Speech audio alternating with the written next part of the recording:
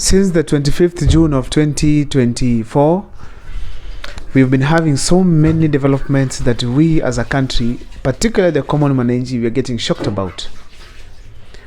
After the occupation of parliament, a series of activities have been happening. One of them is dissolution of the cabinet, Raila joining government, now the impeachment of Gachagua. Now again, something new has been introduced in town. Actually, Adani deals, now the impeachment of Gachagua. Now we are talking about the extension of the term limit for the politicians in Kenya. Ladies and gentlemen, that's going to form the basis of this analysis here. The extension of the term limits from 5 years to 7 years every term. Before I dissect on that topic, and if this is the first time you're watching our videos, please make sure that you subscribe, like, and comment, because that is the best support you can always give this channel. Now, first of all, from where I stand on my side, I feel like I was shocked that, not really shocked, it's a shock to me that I thought Cherargei was just joking before. Remember, this is not the first time he's mentioning the issue with the extending the president's term limit to 7 years. He said it before somewhere in a rally in Rift Valley, and then later on, now it was said by a certain CEO of a certain company, that is of course the owner of a certain company in this country is an Indian. He said it in Pokot, I think. Now it has been officially tabled in parliament by Cherargei himself. What is really happening in this country? Now, without looking at it from the angle of the priorities we have as a country, like the cost of living, school fees, the issue to do with NHIF and SHIF and SHA, without looking at it from that angle, let me just go to the personality of Cherargei first. Cherargei was among the senators in this country, I feel like they have been very vocal in the Senate, who have been speaking their mind and actually speaking the language that the common mananchi would like to hear a senator speak. To give just a few examples, when the Adani deal was introduced, he was among the people who were grilling the cabinet secretary under the docket of treasury to an extent that he walked out together with the Onyonka and Sifuna. I feel like this is a good trajectory. Despite being from a certain party that is in power, you can still go ahead and question just like any other legislature. I started developing the idea that the senators are among the most mature politicians we have in this country, who make decisive decisions in this country, who think through issues before making a decision. But now when Cherargei came out as the man who is now tabling the motion of extending the term limits of the president in this country, of the members of parliament, the senators, and of course other seats, I felt like it was a disappointment to me, because I thought we had left that topic aside and now we are progressing forward to change this country. Now, Cherargei questioned Murkomen's performance, and we felt like this is what we need. He questions the issues to do with corruption within Murkomen's docket. He talked of Murkomen not launching any road in this country, even in his own place where he came from. And I feel like this kind of criticism, this kind of oversight is good. That's what we need as a country. Only now the same person we depended on as Kenyans, common mananchi, to table the motion of extending the president's term in office. This is a confirmation of what Kenyans were always talking about. William Ruto, when he gets to power, he will extend the term limit or even scrap it off.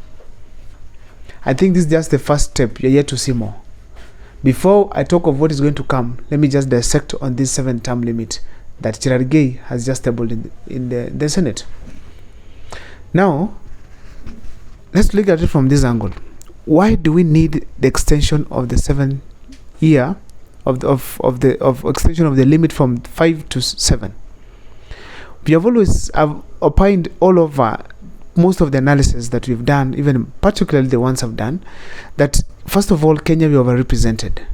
To just give an example, our constitution borrows more from what is happening in the United States of America, and comparing the US and Kenya, we are overrepresented as a country as Kenya, because US has more than 50 states and actually has 50 senators, slightly above 50 senators.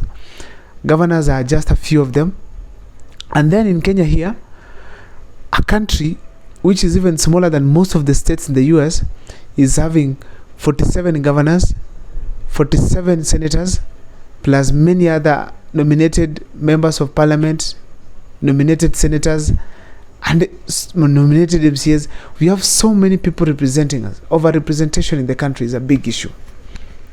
Now, apart from just over-representing us, they want to extend the term limit to a certain number of years. What do we need? Why do we need the extension of the term limits? Yet we have the 5 that was well thought of by able men and women in this country, and settled on 5. Why do we have it extended? Why should we have it extended to 8 to 7, from 5 to 7? I want to look at it from the angle of performance. Is 5 years too short for a president to perform? No. I strongly feel that there are things that a president can do in 5 years. Not everything, but there are things that a president can do in 7 years, particularly in governance, which do not need so many things, or not too long, does not actually need the president to stay in power for so long for them to be implemented. And we also know that a government is a continuation, where if this started that, the coming government should complete it, because if its budgets and other things are passed within the National Assembly. Now, therefore, I feel like the 5 years are not too many. If a president wanted to perform, then probably 5 years could be enough. Let's assume that, let's even get it out of now, the issue of performance. But let's talk about how the government has been managing the 5 years first before you go to the 7 years, or even reducing it to other numbers. I want to state it categorically that one of the people who have wasted development, who has wasted time in this country, it is the president of Kenya and his people in government. We've gotten so much time being spent in politics.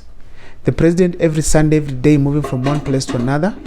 Instead of structuring the government, we realize that a lot of money is being taken to projects that relate to the campaign or the campaign itself. Leaders on top of the cars, moving across the country. The president never finding time in the country. Right now, as we speak, it's an impeachment motion most of the parliamentarians are focusing on. This shows clearly that most of the politicians in this Kenya have so much time to do things that do not relate to development. And now they want more time to do the same. We have to remember that during Uhuru Kenyatta's second term, Ruto campaigned for at least 4 years. In his term, when he's president, the campaign started right after he was sworn in. So we are having politicians having more time in politics instead of working. Now, instead of fixing this aspect of time wasted by politicians, early campaigns and such, they have gone to extend more time so that we can have these politicians engaging further in their political activities, including campaigns that are immature. Now, what worries me most is that now the people we have elected to go and represent our issues know very well that our major problem is not the term limit of the president. Are those minute things that the president is supposed to do within the 5 years. But these legislatures go ahead to table a motion that completely disconnects from the problems that a common Mwananchi is experiencing. So therefore, my question goes to Cherargei himself. Why do you decide to table this kind of a motion when most of the Kenyans in this country are crying out of job opportunities, are crying out of hunger, are crying out of displacement, demolitions, most of them are crying out of high amounts of school fees that are being paid, some of them are getting out of hospital due to lack of medication, equipment and funding from NHIF and SHIF. Why do you table this motion at this time? I don't want to go further on that, but kindly I want to see your comments on whether you support the motion and what, if you support, the reason, and if you don't support, why. My name is Abel Mukwa, and if this is the first time you're watching our videos, please make sure to subscribe, like and comment, because that is the best support you can always give this channel. So next time for more videos.